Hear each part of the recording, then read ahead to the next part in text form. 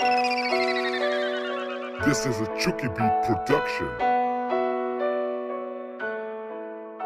What's going on, guys? Welcome back to the channel. It's Joe from Petty Fixes. Now, the folks at Enermax contacted me asking me if I wanted to check out their new midtower chassis that's coming out. It's called the Saberay, for a pretty good reason. I've had my eye on this case since last year in its prototype form when I first saw it at a trade show. And it's pretty ironic that I actually get to review this case because they contacted me first. I was going to contact them, but they reached out to me. I've had my eye on this for quite some time. I wanted to check it out, and it's actually in my hands. I actually get to check it out hands-on and bring what I think about this case to you all.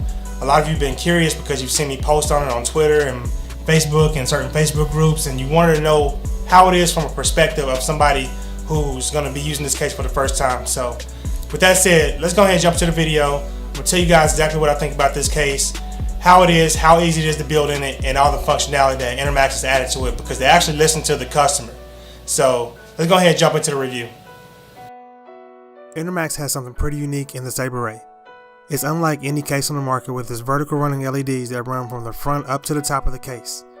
Along with the tempered glass side panel and unique fan and radiator placement, does the Saberay have what it takes in today's market? And has it fixed what most case manufacturers have forsaken in the last couple years? Airflow.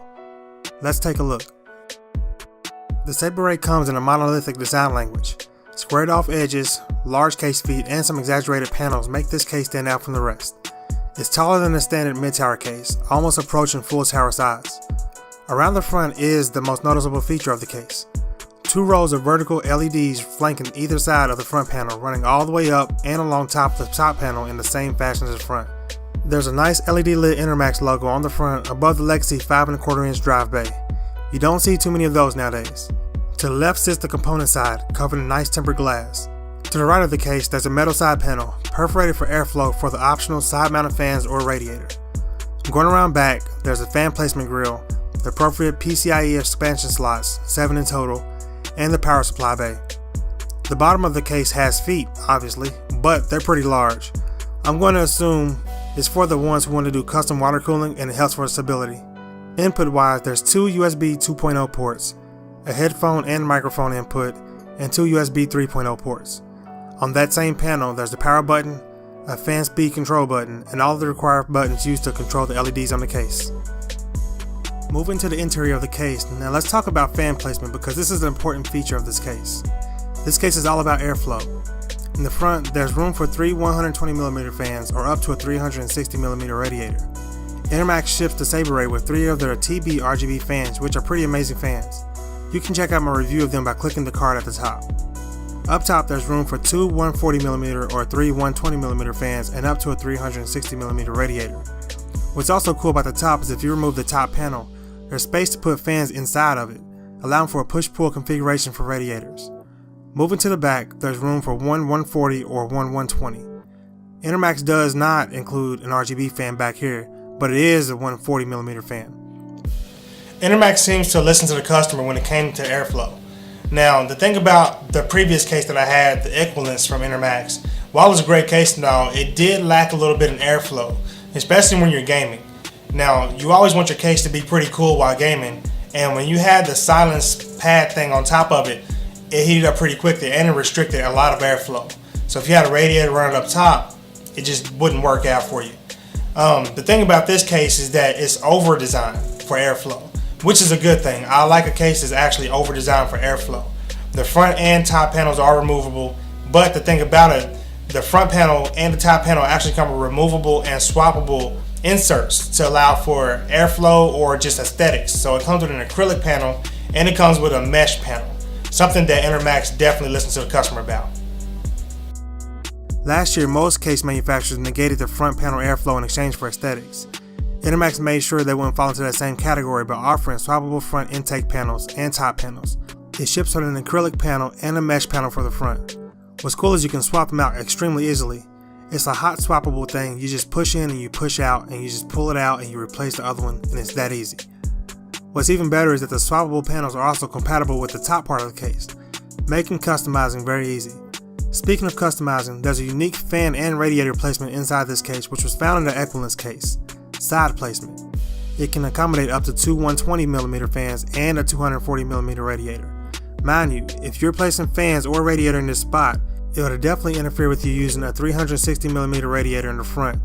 You will have to resort to only using fans. This spot can also accommodate up to two solid-state drives, mountable on the front or the back of this space. Along the bottom is the power supply shroud. Noticeably absent is the gigantic Enermax logo found in the Equilence. It's just a nice blank area, just how it should be. On top of the power supply shroud is the appropriate cutouts for cable management, with grommets in the back locations. It can accommodate up to a full ATX motherboard. There's no eATX support here. It supports up to 420mm graphics cards, 280mm with the side mounted fans or radiator. It supports up to a 420mm graphics card, 280mm with the side mounted fans.